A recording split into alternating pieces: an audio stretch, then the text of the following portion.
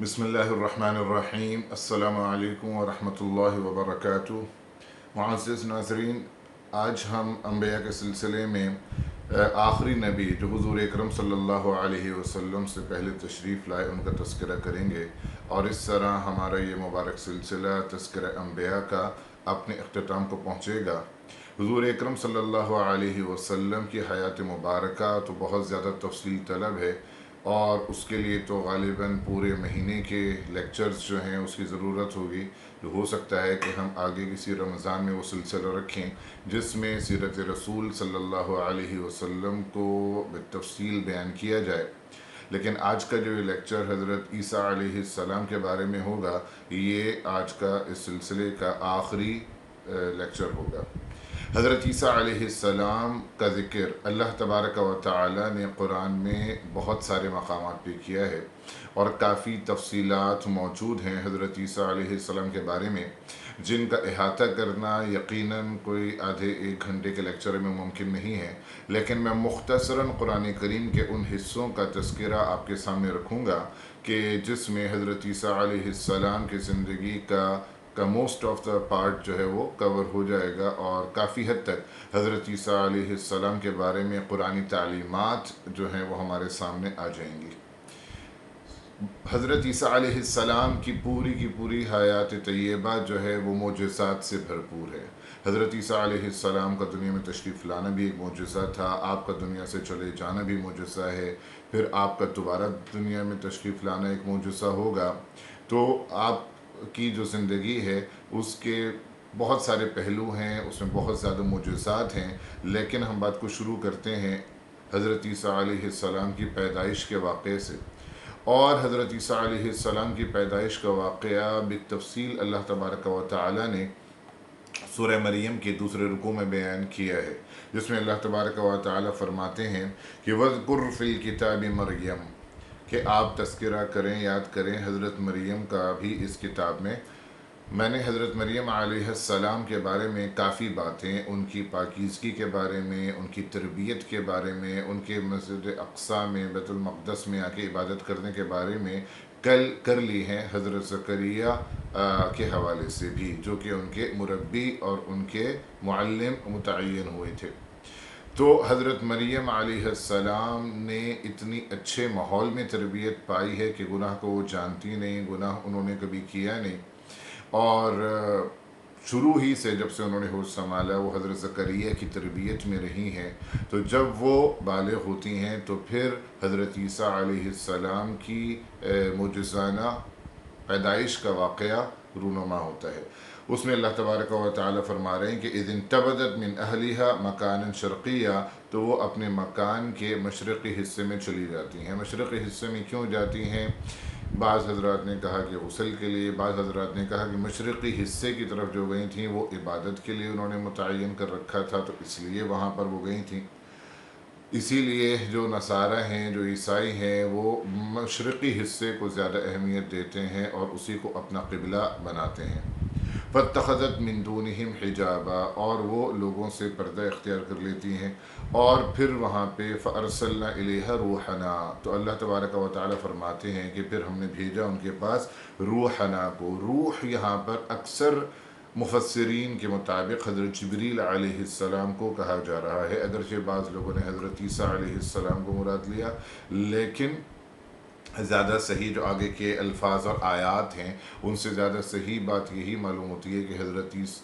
جبریل علیہ السلام آئے ہیں۔ قرآن دیگر مقامات پہ بھی حضرت جبریل علیہ السلام کو روح القدس، روح الامین کے الفاظ کہے ہیں۔ سورہ قدر میں روح کا لفظ ان کے لیے استعمال کیا ہے، تو وہ تشریف لائے۔ فَتَمَثَّلَ لَهَا بَشَرًا سَوِيًّا، اب فرشتوں کو یہ صلاحیت دی گئی ہے کہ وہ اپنی جو شیپ ہے وہ چینج کر لیتے ہیں، اور ان کے جو ایکچول اپیئرنس ہے وہ اتنی زیادہ خطرناک ہوتی ہے کہ ایک انسان ان کو دیکھنے کو تاب نہیں لا سکتا، اس لیے بشراً سویہ، ایک انتہائی ہینڈسم بندے کی صورت میں وہ ظاہر ہوئے۔ سویہ کا مطلب بہت ہی متوازن قسم کا باڈی شیپ جو ہوتا ہے، اور اکثر روایات میں یہی ہے کہ جب بھی حضرت جبریل علیہ السلام انسانی صورت میں آئے ہیں تو انتہائی حسین و جمیل انسان کی صورت میں وہ آئے ہیں۔ حضور اکرم صلی اللہ علیہ وسلم کی زندگی میں بھی جب آپ تشریف لاتے تھے تو اکثر آپ کے صحابی دحیہ کلبی کی صورت میں آتے تھے، جو بہت ہی زیادہ ہینڈسم تھے، لیکن حضرت مریم علیہ السلام ظاہر ہے کہ نہیں پہچانی، اور وہ سمجھیں کہ کوئی شخص ہے اور اس کا ارادہ اچھا نہیں ہے جو ادھر میرے تخلیے میں میرے پاس آ گیا ہے۔ قالت انی اعوذ بالرحمن منک ان کنت تقیا، یہ وہ الفاظ ہیں جیسے کہ کوئی مظلوم رحم کی التجا کر رہا ہوتا ہے کہ میں رحمان کی پناہ میں آتی ہوں تجھ سے، اگر تیرے اندر تقوی ہے، اللہ تبارک و تعالی کوئی خوف ہے تو پھر مجھ سے دور رہو اور کسی برائی کا ارادہ مت کرو۔ لیکن حضرت جبریل علیہ السلام ان کے اس کنفیوژن کو دور کرتے ہیں، اپنے آپ کو انٹروڈیوس کرتے ہیں کہ میں کوئی عام انسان نہیں ہوں۔ فرماتے ہیں کہ قال انما انا رسول ربی کی لأہب لکی غلاما زکیا، کہ میں تو اللہ تبارک و تعالی کی طرف سے بھیجا ہوا ایک رسول ہوں، ایک پیامبر ہوں، لأہب لکی، اور میں آیا اس لیے ہوں کہ آپ کو ہبہ میں دوں غلاما زکیا، ایک پاکیزہ لڑکا۔ میں ہبہ کروں، اپنی طرف نسبت اس لیے کی کہ وہ اللہ تبارک و تعالی کی طرف سے متعین تھے اور انہوں نے پھونکا ہے حضرت مریم کے گریبان میں یا ان کی آستین میں، جس کی وجہ سے انہوں نے حضرت عیسیٰ علیہ السلام کو برث دیے، تو اس لیے اپنی طرف انہوں نے نسبت کر لی، لیکن ظاہر ہے کہ اصل میں یہ تحفہ حضرت مریم کو عیسیٰ علیہ السلام کا اللہ تبارک و تعالی کی طرف سے ملا ہے۔ اب حضرت مریم علیہ السلام کے لیے ایک اور بہت زیادہ حیران کن قسم کی بات تھی، اور انہوں نے اپنی حیرت کا اور اپنے خوف کا اظہار اس میں کیا ہے کہ یہ کیسے ہو سکتا ہے۔ قالت انا یکون لی غلام، کیسے یہ بات پاسبل ہے کہ میرے یہاں بیٹی کی پیدائش ہو، ولم یمسسنی بشر، مجھے آج تک تو کسی انسان نے چھوا ہی نہیں ہے۔ مطلب اس سے نکاح مراد ہے کہ میں تو ان میرڈ ہوں، میرا کسی انسان سے کوئی نکاح نہیں کہ میرے یہاں اولاد ہونے کی کوئی صورت ہو۔ ولم اکو بغیہ، بغیہ کہا جاتا ہے اس کو جس نے کوئی گناہ کیا ہو، بد کردار ہو، تو میں نے کسی قسم کا کوئی گناہ بھی کمٹ نہیں کیا، تو جائز یا ناجائز کوئی راستہ نہیں ہے میرے لیے کہ میں کسی لڑکے کی ماں بن سکوں۔ قال کذالک، لیکن جبریل علیہ السلام نے فرمایا کہ معاملہ تو ایسے ہی ہے کہ آپ نے نہ کوئی گناہ کیا ہے نہ ہی آپ منکوحہ ہیں، لیکن قال ربک ہوا علی، آپ کا رب یہ کہہ رہا ہے کہ اس طرح سے کسی بھی لڑکے کو پیدا کرنا بن باپ کے میرے لیے بہت آسان ہے۔ تو اللہ تبارک و تعالی کے لیے تو ظاہر ہے کہ کن کہہ کر ہر کام کو کر لینا آسان ہے، اللہ ارادہ کر لیتے ہیں، کن کہنے کی بھی ضرورت نہیں ہے بلکہ صرف ارادے سے ہی کام ہوتے ہیں۔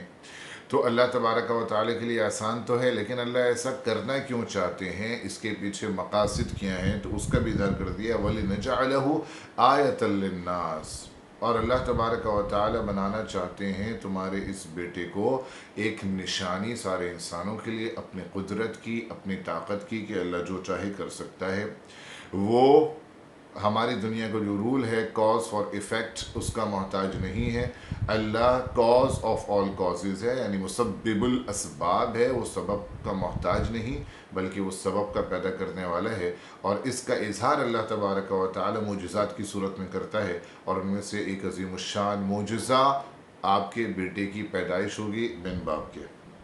وَرَحْمَةً مِنَّا، اور تمہارے بیٹے کو اللہ تبارک و تعالی رحمت بنا کے بھیج رہا ہے انسانوں کے لیے۔ ظاہر ہے کہ جب حضرت عیسیٰ علیہ السلام کے اس معجزے کو دیکھ کر اللہ تبارک و تعالی پہ لوگوں کا ایمان بڑھے گا تو یہ ان کے لیے رحمت بن گئے اس طرح سے، یا پھر خود حضرت عیسیٰ علیہ السلام جو تعلیم اور تبلیغ کریں گے اور انسانوں کو ہدایت دیں گے تو اس لحاظ سے وہ رحمت ہیں انسانوں کے لیے۔ وَكَانَ أَمْرًا مَقْضِيًّا، اور یہ تو مسئلہ طے شدہ ہے اور اس کا فیصلہ تو ہو چکا ہے کہ ایسا تو ہوگا۔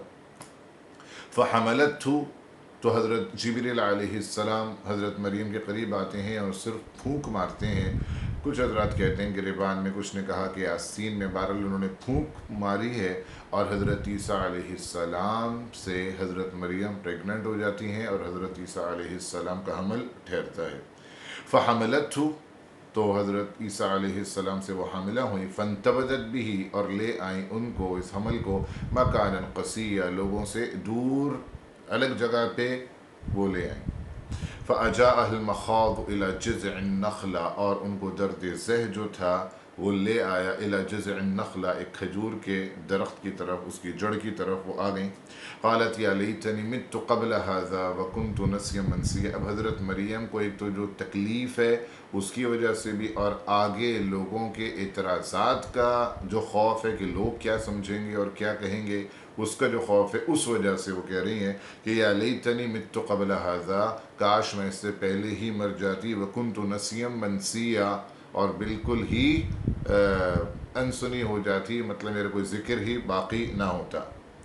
اب یہ جو وہ موت کی تمنا یہاں پر کر رہی ہیں، اگر بہت زیادہ تکلیف کی وجہ سے تو انسان مغلوب الحال ہوتا ہے، جس میں اس کی گنجائش ہوتی ہے کہ اسے ہوش نہیں ہے اس تکلیف کی وجہ سے کہ وہ کیا کہہ رہے ہیں،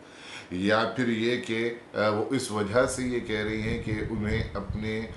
بدنامی کا خوف ہے کہ لوگ میرے اوپر اعتراضات کریں گے اور ہمارے جو خاندان کی عزت اور احترام ہے اس کے اوپر بٹا لگے گا، تو اس وجہ سے وہ اس بات کا اظہار کر رہی ہیں۔ تو یہ بات بھی ہو سکتی ہے، اور پھر اس صورت میں یہ مذموم نہیں ہے۔ فناداها من تحتها، لیکن جبریل علیہ السلام جس مقام پہ وہ تھیں اس سے کچھ نیچے مقام پہ کسی آڑ میں حضرت جبریل علیہ السلام کھڑے تھے، اور انہوں نے وہیں سے حضرت مریم کو یہ پیغام بھیجا، آواز دی کہ اللہ تحزنی، کہ آپ غم مت کریں کسی بھی چیز کا کہ آگے کیا ہوگا، میں لوگوں کو کیسے فیس کروں گے، اس کا غم مت کریں۔ قد جعل ربکی تحتکی سریہ، اللہ نے بنا دیا ہے آپ کے نیچے ایک سریہ، کا مطلب ہوتا ہے ایک چھوٹی سی نہر۔ یہ معجزاتی طور پہ ایک چھوٹی سی نہر جو تھی وہ جاری کر دی گئی تھی حضرت مریم کے قریب، حضرت مریم کے نیچے، اور حکم یہ ملا وَهُزِّي إِلَيْكِ بِجِذْعِ النَّخْلَةِ، درخت کی جو شاخ ہے آپ اسے کھینچیں، اسے جھٹکا دیں، تو ساقط علیکی رطبا جنیہ، اور آپ کے اوپر اس سے کھجوریں گریں گی۔ تو پھر اللہ تبارک و، اب یہاں پر یہ نقطہ کہ انہوں نے ان کے اوپر ایسی ہی کھجوریں کیوں نہیں گرا دی گئیں اور ان کو یہ حکم کیوں ملا کہ اسے آپ جھٹکا دیں، تو اس میں اسی بات کی طرف اشارہ ہے کہ اللہ تبارک و تعالیٰ کا اصول ہے کہ رزق کی طلب کے لیے آپ کو ایفرٹ کرنا ہوگی، سوائے بیٹھے بٹھائے اللہ تبارک و تعالیٰ کے رزق کا حاصل ہونا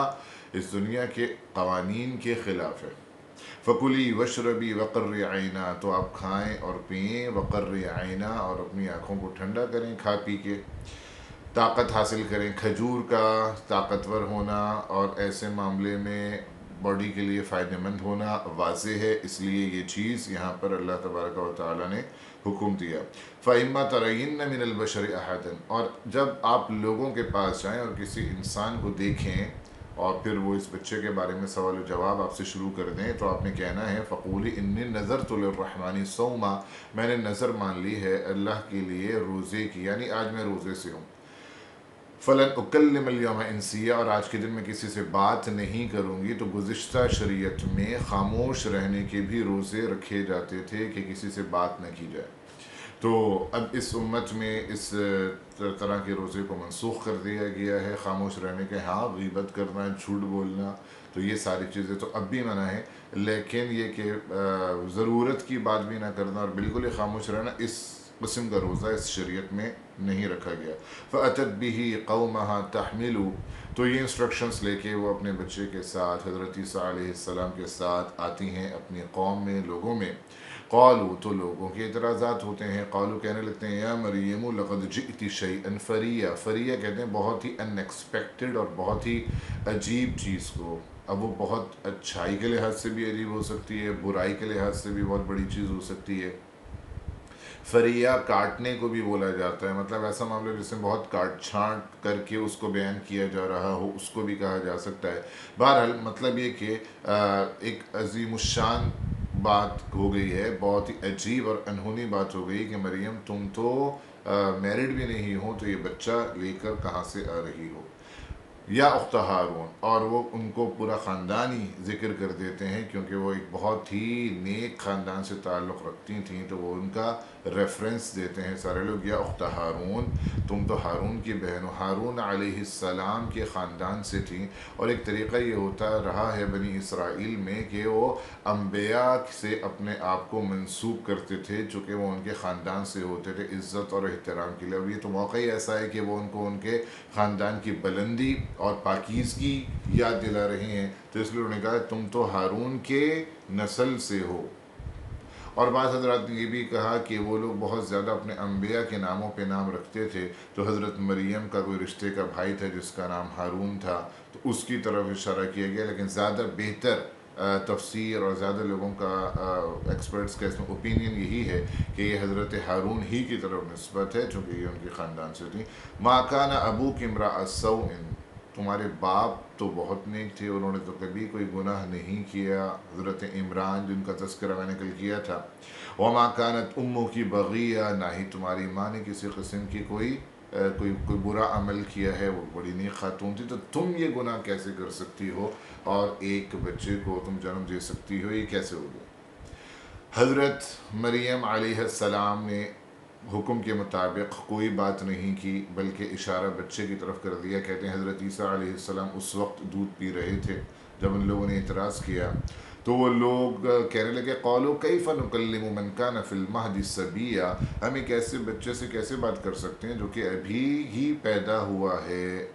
اور وہ مہد یعنی جھولے میں ہے یا گود میں ہے، اس سے کیسے پوچھ گچھ کی جا سکتی ہے اور وہ کیا بتا سکتا ہے، یہ انہوں نے کہا ہے۔ اور حضرت عیسیٰ علیہ السلام نے اپنی تقریر شروع کی، پیدا ہوتے کے ساتھ ہی حضرت عیسیٰ علیہ السلام کا بولنا اور قوم سے خطاب کرنا یہ خود ایک بہت بڑا معجزہ تھا، جس کی وجہ سے لوگ خاموش ہو گئے۔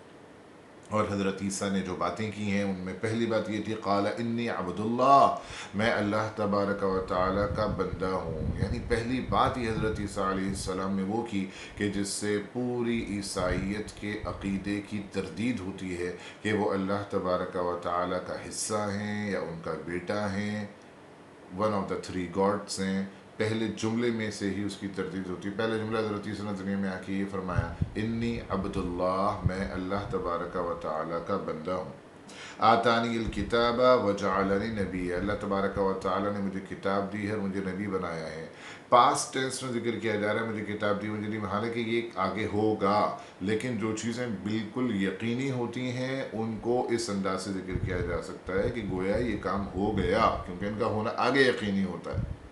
لیکن جب ہوگا اس کا ایک وقت متعین ہے، وہ اس وقت ہوگا۔ جیسے حضور اکرم صلی اللہ علیہ وسلم نے فرمایا کہ میں نبی تھا جبکہ آدم ابھی مٹی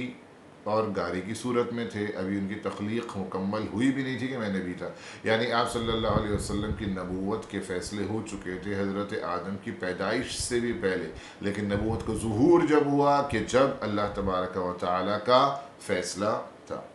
وجعلنی مبارکن، اور فرماتے ہیں کہ وجعلنی مبارکن اینما کنتو، اللہ نے مجھ میں برکت رکھی ہے، میں جہاں ہوں گا برکت کا سبب ہوں گا۔ واوصانی بالصلاۃ والزکاۃ، مجھے وصیت کی ہے۔ جب کہا جاتا ہے کہ وصیت کی گئی ہے تو اس کا مطلب یہ ہوتا ہے کہ بہت ہی زیادہ اہتمام کے ساتھ اس چیز کا حکم دیا گیا ہے،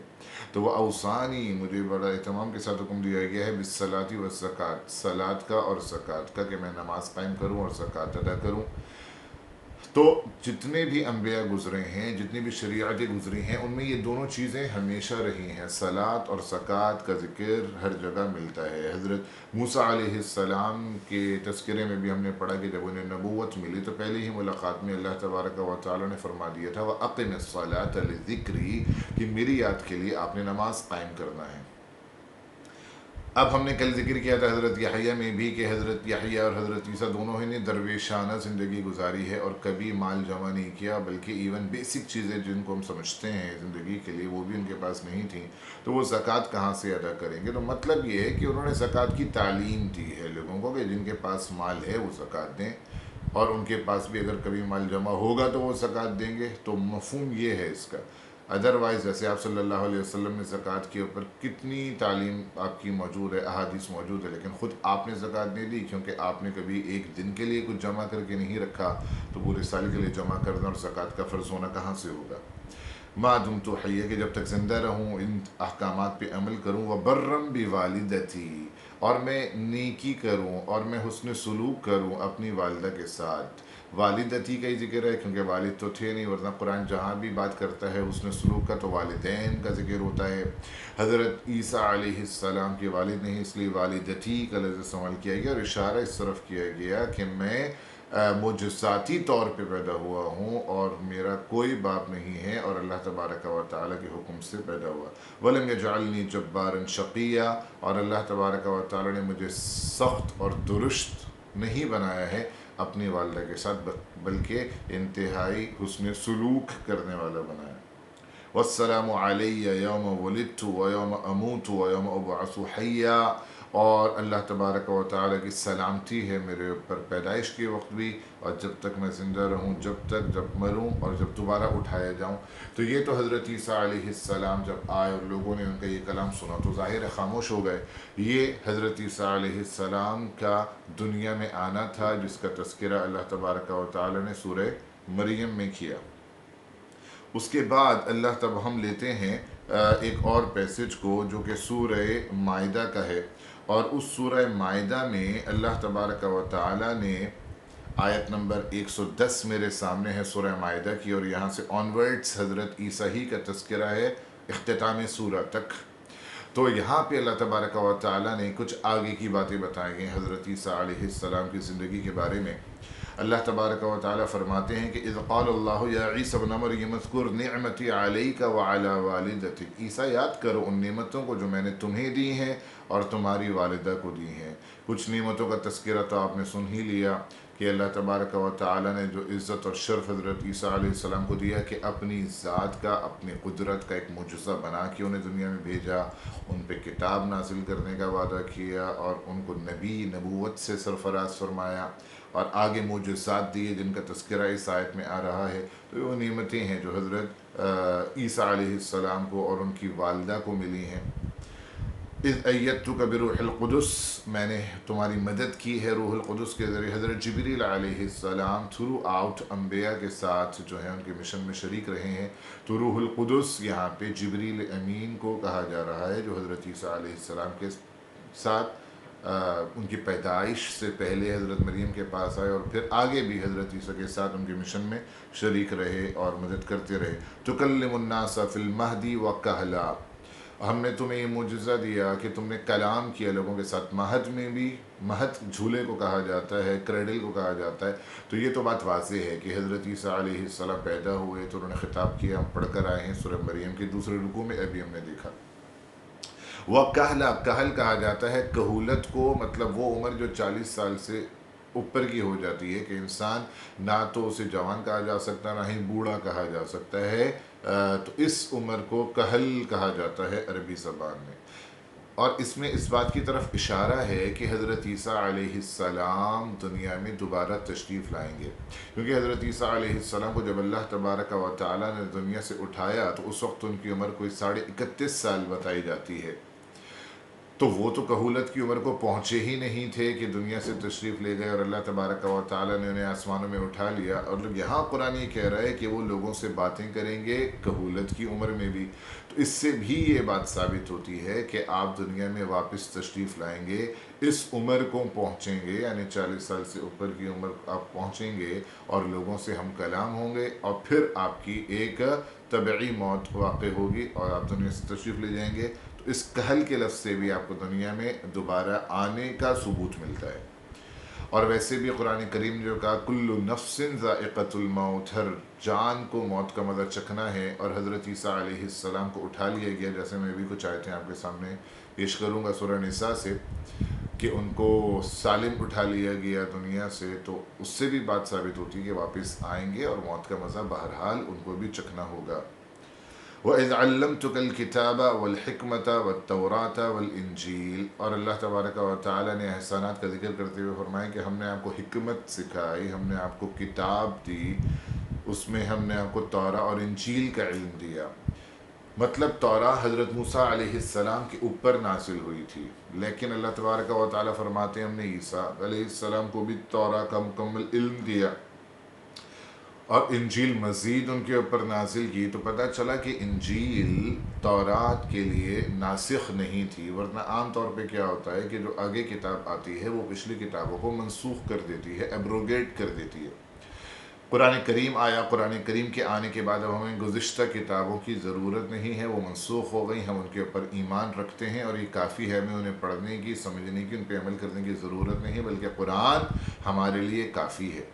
لیکن انجیل کی یہ حیثیت نہیں تھی توراہ کے لیے کہ انجیل آئے اور توراہ کا کام ختم ہو جائے، نہیں، بلکہ انجیل توراہ میں ایک ایڈنڈم کے طور پہ، ایک ایڈیشن کے طور پہ آئی ہے، اس کا تتمہ ہے وہ، اسی لیے توراہ کو اولڈ ٹیسٹمنٹ کہتے ہیں، انجیل کو نیو ٹیسٹمنٹ کہتے ہیں، عہد نامہ قدیم، عہد نامہ جدید، اور دونوں کو ملا کر بائبل بولا جاتا ہے۔ تو حضرت عیسیٰ علیہ السلام کو اللہ تبارک و تعالیٰ نے بہت سے علوم دیے، توراہ کا علم، انجیل کا علم دیا۔ پھر اللہ تبارک و تعالیٰ نے تمام انبیاء کو معجزات سے نوازا ہے، اور ان کو معجزات بھی اس طور پہ ملے ہیں کہ جس چیز میں اس زمانے کے لوگ مہارت رکھتے تھے اور انٹرسٹ رکھتے تھے۔ حضرت عیسیٰ علیہ السلام کے زمانے میں لوگ ہربل میڈیسن کے بڑے ماہر تھے، یونانی دواخانہ، آج بھی یونانی دوائیں مشہور ہیں، بہت ساری بیماریوں کے علاج انہوں نے جو ہیں وہ دریافت کر لیے تھے جڑی بوٹیوں کے ذریعے سے، لیکن کچھ بیماریوں کا علاج ان کے پاس نہیں تھا، تو ان کا علاج حضرت عیسیٰ علیہ السلام صرف اپنے مس سے کر دیا کرتے تھے، اس کا تذکرہ ہے، اور کچھ مزید معجزات کا تذکرہ ہے۔ اللہ فرماتے ہیں وَإِسْتَخْلُقُ مِنَ الطِّينِ کہ تم بناتے ہو مٹی سے ایک پرندے کی شکل، کہیئۃ الطیر بِإِذْنِ میرے حکم سے تم وہ کرتے ہو، فَتَنْفُخُ فِيهَا فَتَكُونُ طَيْرًا بِإِذْنِ اور پھر تم اسے پھونکتے ہو تو وہ پرندہ زندہ ہو کے اڑ جاتا ہے میرے حکم سے۔ ہر چیز میں اللہ تبارک و تعالیٰ نے فرمایا بِإِذْنِ میرے حکم سے، میرے اذن سے۔ یہ بات بتانے کی کوشش کی جا رہی ہے کہ جتنے بھی معجزات رونما ہوتے ہیں انبیاء کے ہاتھوں سے، دراصل وہ اللہ تبارک و تعالیٰ ہی کی قدرت سے ہوتے ہیں، وہ اسی کی طاقت کا مظہر ہوتے ہیں، اور انبیاء بہرحال اللہ تبارک و تعالیٰ کے بندے اور رسول ہوتے ہیں، اور ان خدائی کا حصہ نہیں ہوتے، کہ جو کنفیوژن ہو گیا ان باتوں کی وجہ سے عیسائیوں کو کہ وہ خدا ہی سمجھ بیٹھے حضرت عیسیٰ کو، اس وجہ سے کہ انہوں نے مٹی سے بنا کے پرندے کو زندگی دے دی، مردہ کو زندہ کر دیا وغیرہ۔ تو اس لیے بار بار اللہ نے کہا بِإِذْنِ، یہ اللہ کے حکم سے ہوتا ہے۔ وَتُبْرِئُ الْأَكْمَحَ وَالْأَبْرَصَ بِإِذْنِ اور تم صحیح کر دیتے ہو اکماہ کو۔ اکماہ بورن بلائنڈ بندے کو کہا جاتا ہے، پیدائشی نابینا، جس کا کوئی علاج ان کے پاس نہیں تھا۔ حضرت عیسیٰ صرف اپنے تھمس اس کی آنکھوں پہ رکھ کے پھیرتے ہیں اور کہتے ہیں اپنی آنکھوں کو کھول لو، اور وہ صحیح ہو جاتا ہے اور دیکھتا ہے۔ وَالْأَبْرَصَ اور برس کی بیماری جو اسکن ڈیزیز ہے، اس کے اوپر وہ ہاتھ پھیرتے ہیں اور اس کا کوئی علاج ان کے پاس نہیں تھا، یہ برس ختم ہو جاتا تھا۔ وَيَسْتُخْرِجُ الْمَوْتَى بِإِذْنِ اور یہ کتنا بڑا معجزہ تھا کہ آپ مردہ انسان کو اگر کہیں قم بِإِذْنِ اللہ، کھڑے ہو جاؤ، زندہ ہو جاؤ اللہ کے حکم سے، تو اس مردہ میں زندگی آ جاتی ہے اور وہ اٹھ کے بیٹھ جاتا ہے اور وہ بات چیت کرنے لگتا ہے۔ یہ سارے اللہ تبارک و تعالیٰ کے احسانات کی ایک لسٹ ہے جو اللہ تبارک و تعالیٰ نے دی ہے حضرت عیسیٰ کو۔ اور پھر ایک اور احسان کی طرف اشارہ کیا کہ وَإِذْ كَفَفْتُ بَنِي إِسْرَائِيلَ عَنْكَ إِذْ جِئْتَهُمْ اور بنی اسرائیل یعنی یہودی جب آئے ہیں آپ کو قتل کرنے کے لیے، تو اللہ نے ان کو روک دیا، آپ تک پہنچنے نہیں دیا۔ اس کا تذکرہ میں ابھی آپ کو کرتا ہوں آگے۔ اذ جئتهم بالبینات فقال الذین کفروا منهم ان هذا الا سحر مبین، لیکن اتنے ظاہر اور باہر معجزات کے ساتھ حضرت عیسیٰ علیہ السلام دنیا میں تشریف لائے ہیں، لیکن اس کے باوجود جو یہودی تھے انہوں نے حضرت عیسیٰ علیہ السلام کی نبوت کو تسلیم نہیں کیا۔ حضرت عیسیٰ علیہ السلام کی زندگی میں ظاہر ہے آپ جن لوگوں کو فیس کر رہے تھے وہ تو یہودی ہی تھے۔ عیسائیت تو آپ کی دنیا سے تشریف لے جانے کے بعد پھر وجود میں آتی ہے، آپ کے ہمدرد پیدا ہوتے ہیں اور وہ آپ کے ساتھ ہمدردی میں اور آپ کے ساتھ محبت میں غلو کرتے ہیں اور عیسائیت پیدا ہوتی ہے، لیکن آپ کی زندگی میں جن کو آپ فیس کر رہے ہیں وہ تو یہودی تھے۔ انہوں نے آپ کو بہت ٹف ٹائم دیا ہے، اور انہوں نے آپ کی دیکھیں حضرت عیسیٰ علیہ السلام کے بارے میں تینوں ڈیوائن ریلیجنز میں الگ الگ کانسیپٹس ہیں۔ یہودی حضرت عیسیٰ علیہ السلام کی برتھ کو ہی معجزہ تسلیم نہیں کرتے، اور جب وہ ان کو مرض کو معجزہ ہی تسلیم نہیں کرتے تو وہ کیا کہتے ہوں گے حضرت عیسیٰ کے بارے میں، اور وہ کیا کہتے ہوں گے حضرت مریم کے بارے میں، اس کا اندازہ آپ خود لگا سکتے ہیں۔ وہ نعوذ باللہ گالیاں دیتے ہیں، برا بھلا کہتے ہیں، اور حضرت عیسیٰ علیہ السلام کو جائز اولاد بھی قرار نہیں دیتے۔ ایک تو وہ ایکسٹریم کے اوپر کھڑے ہیں۔ دوسری طرف ہم دیکھتے ہیں کہ عیسائیت ہے، حضرت عیسیٰ سے انہوں نے ایسی محبت کی اور ان کی محبت میں اتنا غلو کیا کہ ان کو اللہ تبارک و تعالیٰ کا حصہ ہی بنا دیا، one of the three gods بنا دیا، عقیدہ تثلیث ٹرینٹی کا عقیدہ گھڑ لیا، اور اللہ تبارک و تعالیٰ کا بیٹا ان کو تسلیم کیا۔ تو یہ دوسرے ایکسٹریم کے اوپر کھڑے۔ اسی لیے حضور اکرم صلی اللہ علیہ وسلم نے سختی کے ساتھ اپنی امت کو یہ بات سمجھائی اور بتایا کہ دین میں غلو مت کرنا، یعنی میری محبت میں اتنے آگے مت نکل جانا کہ جس طریقے سے کہ عیسائی چلے گئے کہ انہوں نے اپنے نبی کو اللہ کا بیٹا یا اللہ کا حصہ قرار دیا۔ تو یہ بھی گمراہی کی ایک وے ہوتا ہے کہ آپ یا تو اپوزیشن میں غلو کریں اور ساری حدوں کو کراس کر لیں، وہ بھی تباہی اور بربادی ہے، اور محبت میں اتنے آگے نکل جائیں کہ آپ لمٹس کو ہی بھول جائیں اور شرک میں مبتلا ہو جائیں، تو یہ بھی صرف سری گمراہی ہے۔ تو حضور اکرم صلی اللہ علیہ وسلم کی احادیث مبارکہ اس سلسلے میں ہمارے سامنے ہیں، جس میں اپنے غلو فی الدین کو منع کیا، جو کہ گزشتہ اقوام کرتی رہیں اور جس کی وجہ سے وہ ہلاک ہوئیں اور گمراہ ہوئی ہیں۔ صحیح عقیدہ حضرت عیسیٰ علیہ السلام کے بارے میں وہی ہے جو ہمیں قرآن نے اور آپ صلی اللہ علیہ وسلم نے سکھایا کہ وہ اللہ کے بندے اور اللہ کے رسول ہیں۔ جب حضرت جعفر سے پوچھا گیا ہجرت حبشہ کے موقع پہ، نجاشی نے سوال کیا کہ تمہارا دین کیا سکھاتا ہے تمہیں عیسیٰ علیہ السلام کے بارے میں، تو انہوں نے 4 الفاظ بتائے کہ وہ عبداللہ تھے، وہ رسول اللہ تھے، وہ کلمت اللہ تھے، اور وہ روح اللہ تھے۔ عبداللہ اللہ کے بندے، یہ تو پہلا لفظ ہے جو حضرت عیسیٰ نے دنیا میں آتے کے ساتھ کہا ہے کہ میں اللہ کا بندہ ہوں۔ وہ رسول اللہ تھے، ظاہر ان کے اوپر کتاب نازل ہوئی ہے، انجیل، تو وہ رسول ہیں، جس کو کتاب دی جائے، شریعت دی جائے، اسے رسول کہا جاتا ہے۔ کلمت اللہ ان کو اس لیے کہا جاتا ہے کہ دیکھیں انسان کی تخلیق ہوتی ہے 2 چیزوں سے، ایک تو یہ کہ اس کا جو فزیکل ریزن ہوتا ہے کہ انسان کا نطفہ ہوتا ہے کہ جس سے ایک بچے کی تخلیق ہوتی ہے، دوسرا کا اللہ کا حکم کن ہوتا ہے، اس کی تخلیق کا حکم ہوتا ہے تو وہ ڈیولپ ہوتا ہے۔ لیکن حضرت عیسیٰ علیہ السلام کا معاملہ ایسا ہے کہ اس کے اندر نطفہ تو ہے ہی نہیں، بلکہ صرف اور صرف اللہ کا کلمہ اور حکم کن ہے۔ تو اس لحاظ سے حضرت عیسیٰ علیہ السلام کو کلمت اللہ کہا گیا ہے کہ وہ اللہ تبارک و تعالیٰ کے کلمہ کن سے پیدا ہوئے ہیں، بن باپ کے، بنا کسی سبب کے، سوائے اللہ تبارک و تعالیٰ کی مشیت اور حکم کے پیچھے اور کوئی چیز نہیں ہے، اس لیے آپ کو کلمت اللہ بولا گیا ہے۔ اور کلمت اللہ نشانی کے معاملے میں بھی استعمال کیا گیا ہے کہ یہ اللہ تبارک و تعالیٰ کی طرف سے ایک نشانی ہے انسانوں کے لیے۔ حضرت عیسیٰ علیہ السلام کو سورہ زخرف میں وَإِنَّهُ لَعِلْمٌ لِلسَّاعَةِ فَلَتَمْتَرُنَّ بِهَا میں اکثر مفسرین نے کہا کہ اس کا مطلب کہ وہ قیامت کی علامات میں سے ایک علامت ہیں، یعنی وہ قیامت کی جو نشانیاں بیان کی گئی ہیں ان میں سے ایک نشانی حضرت عیسیٰ علیہ السلام کا آنا بھی ہے۔ تو اس آیت سے بھی حضرت عیسیٰ علیہ السلام کو دوبارہ دنیا میں تشریف لانا ثابت ہوتا ہے، اور اس آیت میں بعض لوگوں نے وَإِنَّهُ لَعِلْمٌ لِلسَّاعَةِ کی جگہ لَعَلَمٌ لِلسَّاعَةِ پڑھا ہے، اور علم تو کہا ہی جاتا ہے نشانی کو، وہ اور کلیئر ہو جاتی ہے بات کہ وہ علامات قیامت میں سے ایک علامت بھی ہیں۔ اور چوتھی چیز حضرت جعفر نے کہا ہمیں سکھائی گئی ہے کہ وہ روح اللہ ہیں، اور روح کسی بھی پاکیزہ چیز کے لیے استعمال کیا جاتا ہے۔ تو حضرت عیسیٰ علیہ السلام کے اندر چونکہ نطفے کا بھی دخل نہیں ہے، وہ اس سے بھی پاک ہیں، ان کی پیدائش بالکل پاکیزہ انداز سے اللہ کے حکم سے ہوئی ہے، اس وجہ سے ان کو روح کا لقب بھی دیا گیا ہے ان کی پاکیزگی کی وجہ سے۔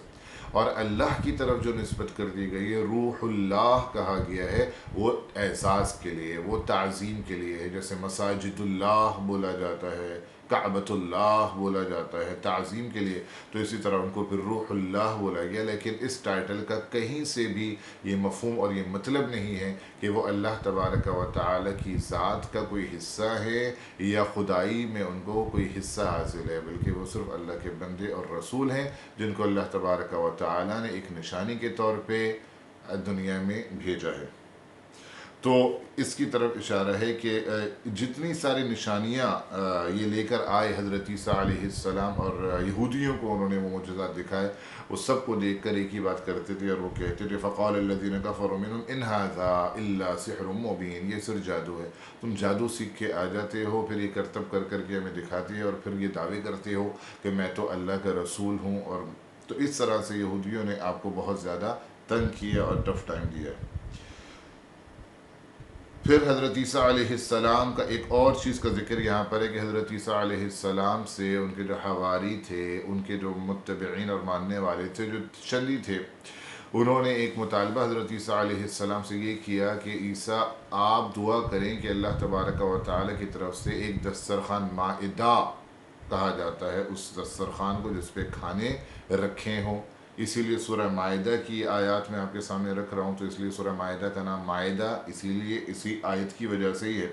جس میں انہوں نے یہ مطالبہ کیا تھا۔ کہتے ہیں اذ قال الحواریون یا عیسی ابن مریم هل يستطيع ربك ان ينزل علينا مائدة من السماء، کیا آپ کا رب اس بات کی طاقت رکھتا ہے کہ ایک مائدہ نازل کر دے، دسترخوان نازل کر دے آسمان سے؟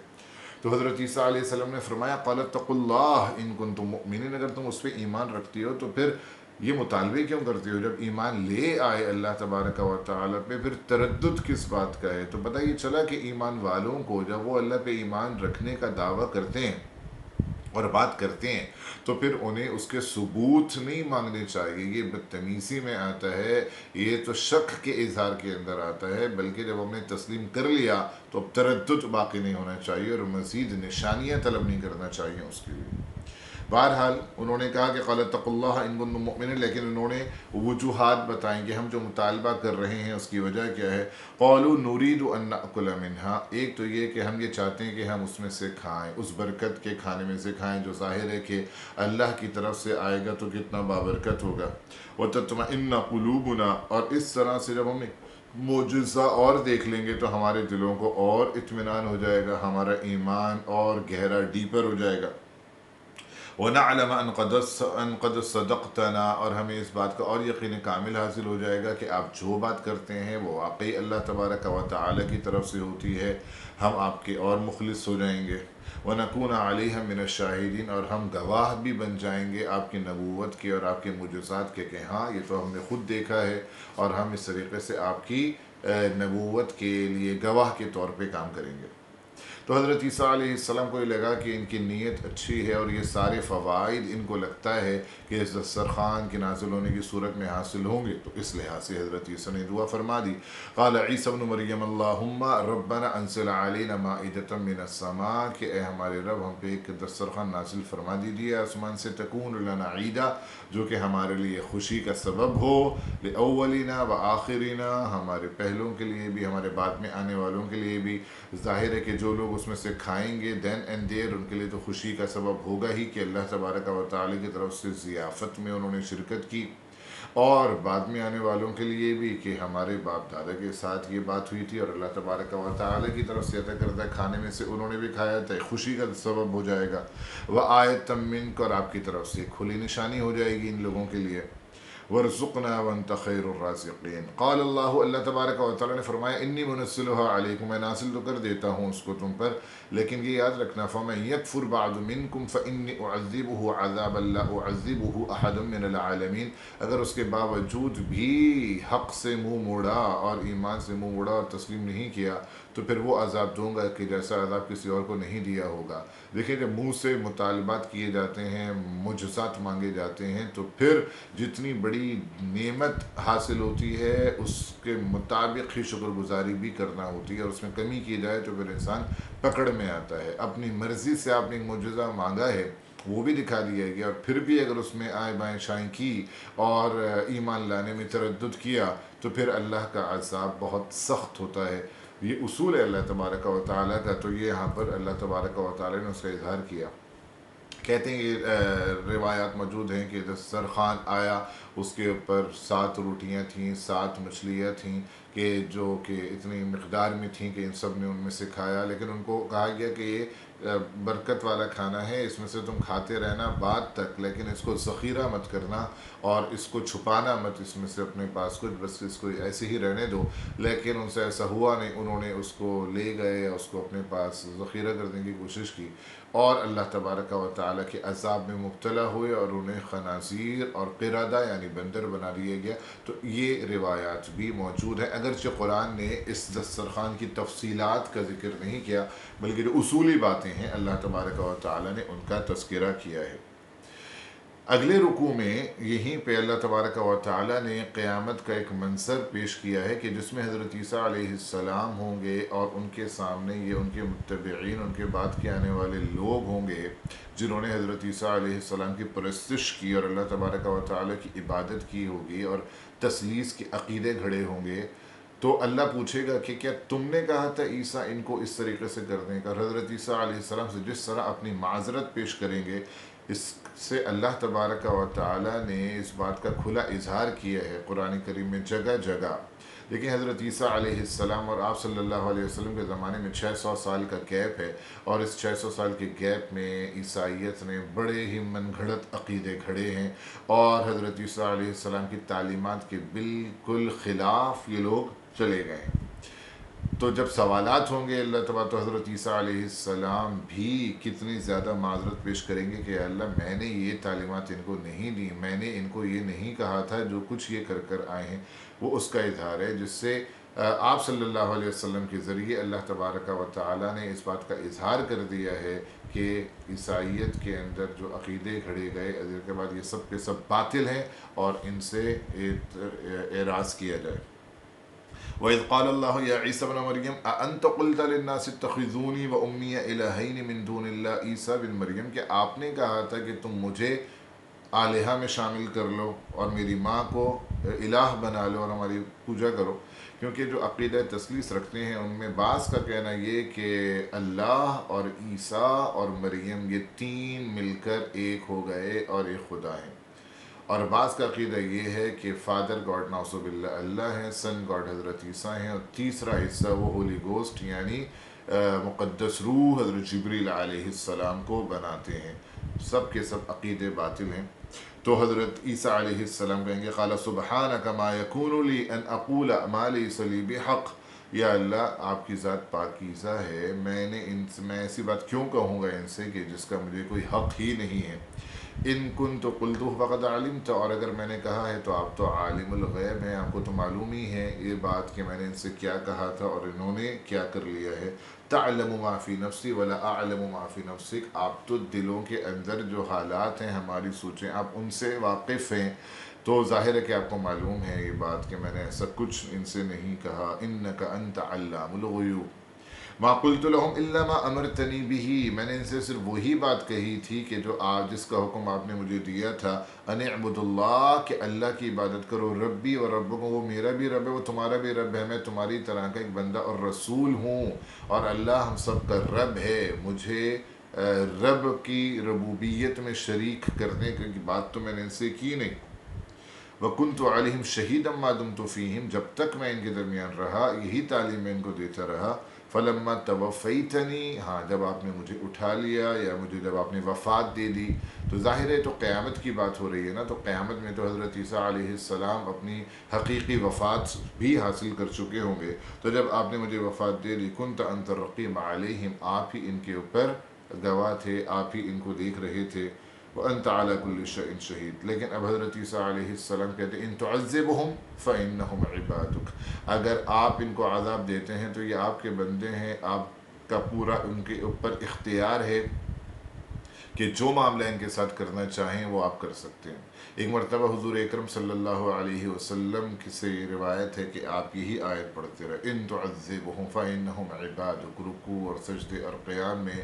پوری رات آپ نے یہی تلاوت کرتے رہے۔ تو آپ سے پوچھا گیا رسول اللہ آپ نے اتنی تلاوت اس آیت ہی کی کیوں کی؟ تو آپ نے فرمایا میں نے اپنی امت کے بارے میں التجا کر رہا تھا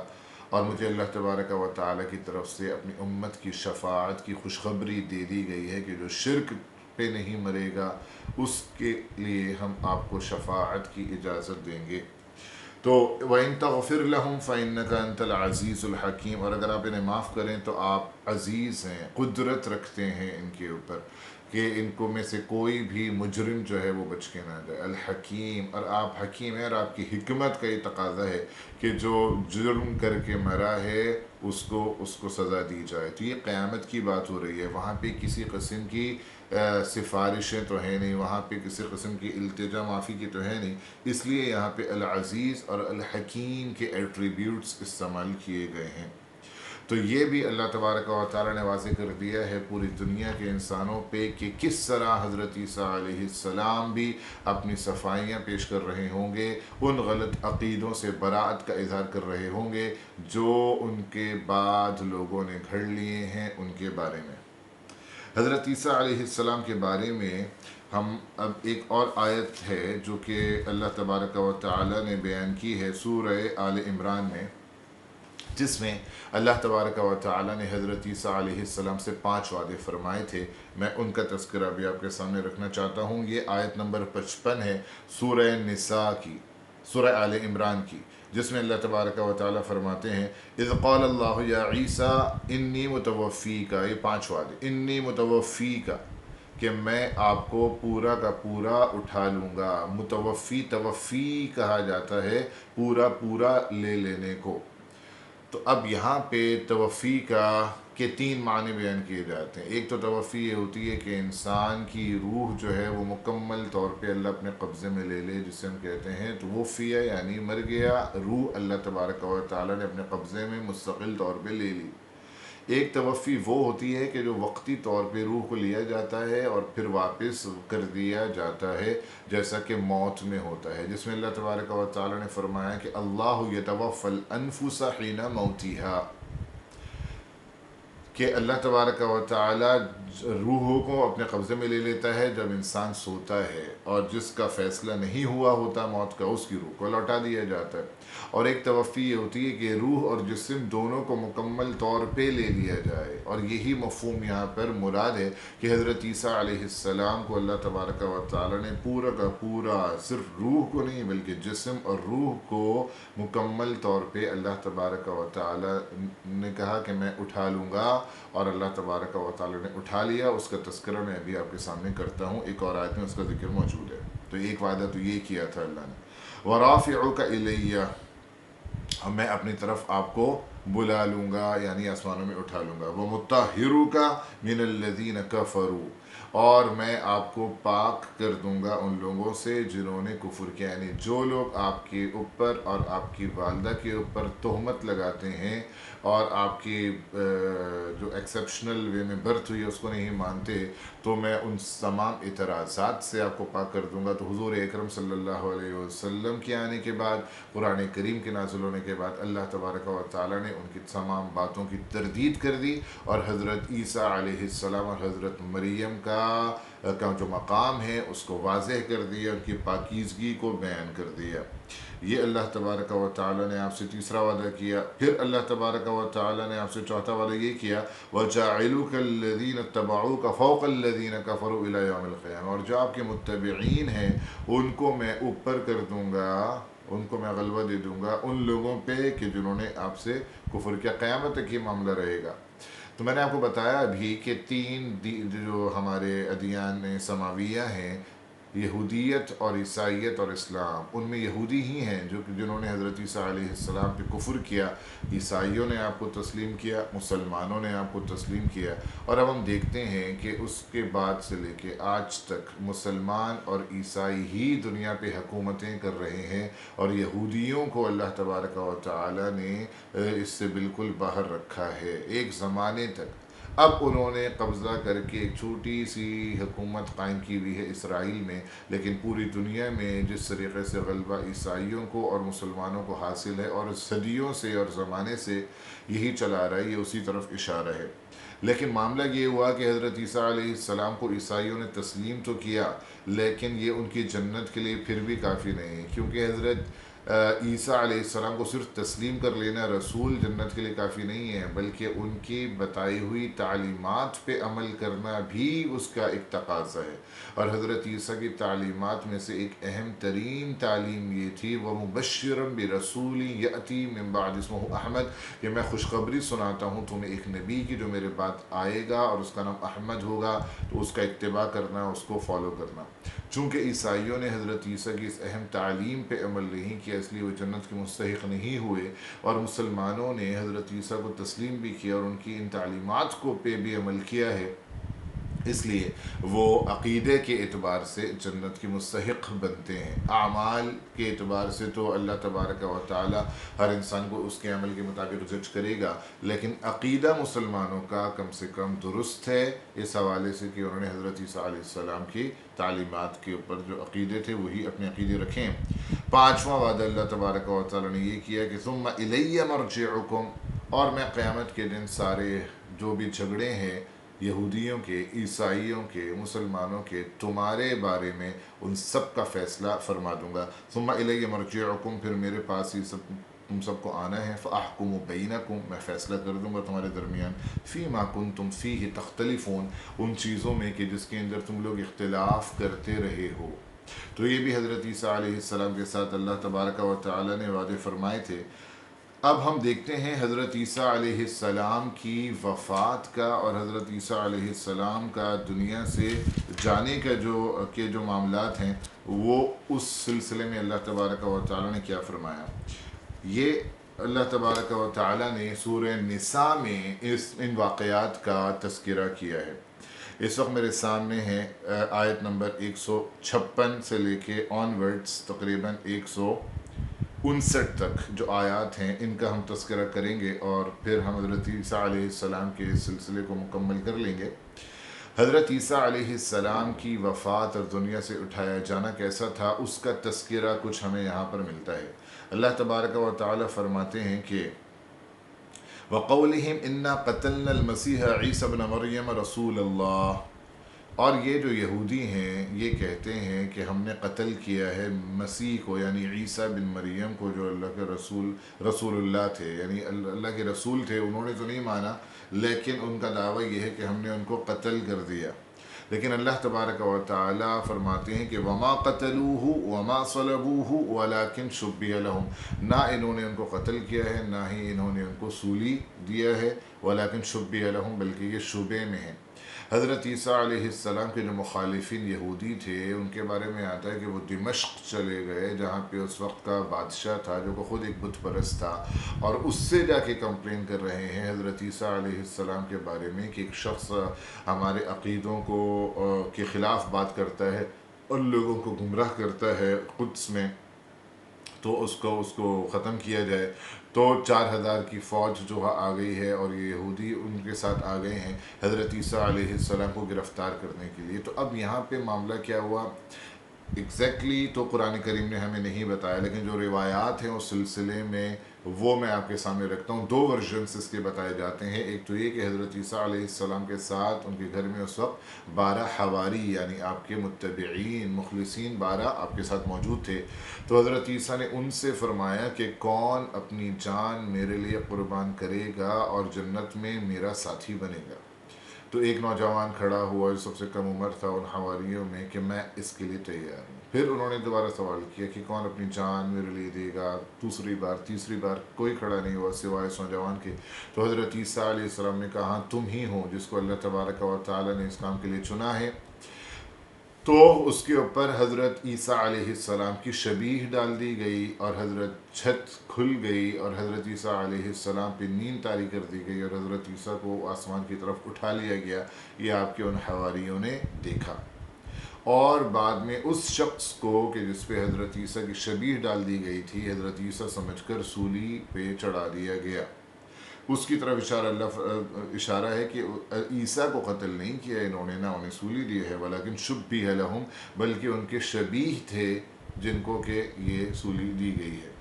ایک اور ورژن اس کے اندر یہ بھی آتا ہے کہ حضرت عیسیٰ علیہ السلام کو قتل کرنے کے لیے جو پہلا شخص داخل ہوا آپ کے گھر میں، اسی کے اوپر اللہ تبارک و تعالی نے آپ کی شبیہ ڈال دی، آپ کو آسمانوں میں اٹھا لیا اس شخص کو گرفتار کر کے انہوں نے عیسیٰ سمجھ کے سولی دے دی، اور بعد میں کنفیوز ہو رہے ہیں کہ یہ کیا ہوا، اگر یہ عیسیٰ ہے تو وہ بندہ کہاں گیا جو سب سے پہلے گھر میں آیا تھا، اور اگر یہ وہ بندہ ہے تو پھر عیسیٰ کہاں چلا گیا، عیسیٰ تو گھر میں ہی تھا۔ شکل دیکھتے ہیں تو کہتے ہیں عیسیٰ ہے، اور جسم دیکھتے ہیں کہتے ہیں نہیں یہ تو ہمارا بندہ لگ رہا ہے، ہوا کیا ہے ان کو کچھ سمجھ ہی نہیں آ رہا۔ تو اللہ اس کو فرما رہے ہیں کہ یہ شبے میں ہے، تخمین، اور یہ سب کے سب